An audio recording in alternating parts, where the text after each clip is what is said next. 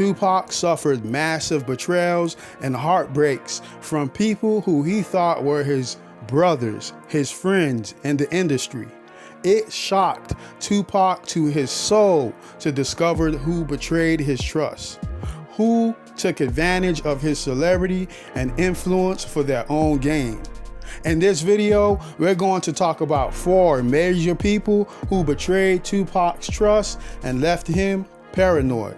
We're going to talk about what they allegedly did that destroyed their friendship with Tupac. The first person on this list that Tupac felt deeply betrayed by is Haitian Jack.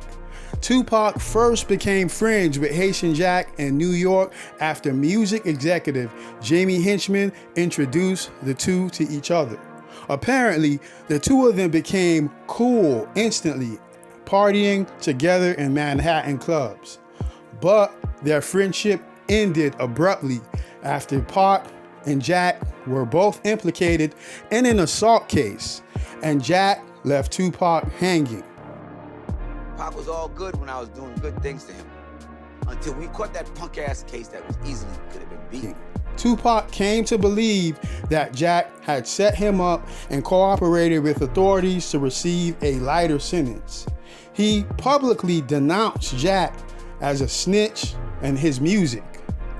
Rap a real live tale about a snitch named Haitian Jack.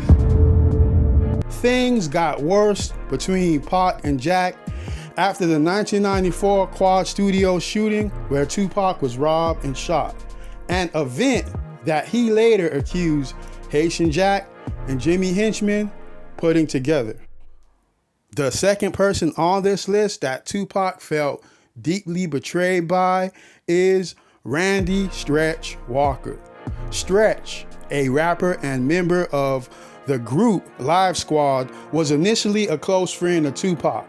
They quickly became friends after meeting each other in 1990. They worked on several tracks on several of Tupac's albums. Stretch was present with Tupac in the Quad Studio shooting in 1994. However, later accounts and confessions suggest that Stretch was complicit in setting up the robbery.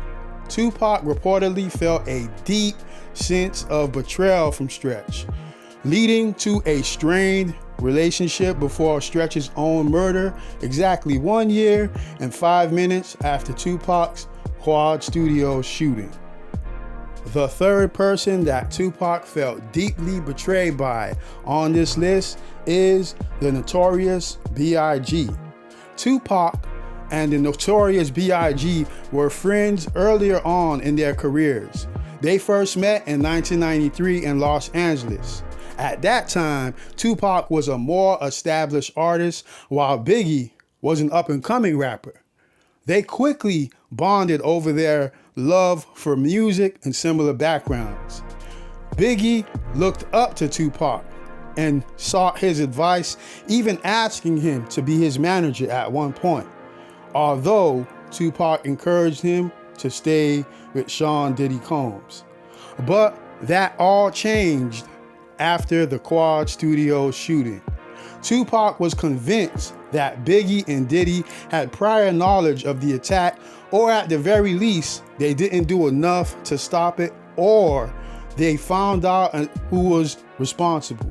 He believed they betrayed his trust and his friendship.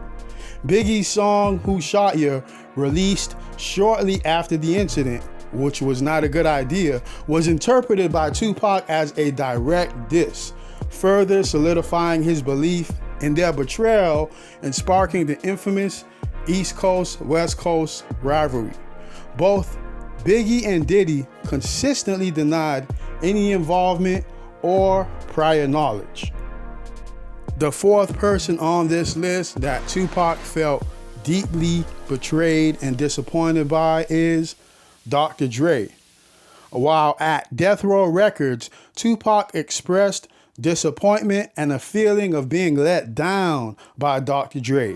He felt that Dre wasn't as committed to the label or its artists, particularly when Dre started to distance himself from Death Row and wasn't present to support Snoop Dogg during his murder trial. Day is, we love Snoop Day.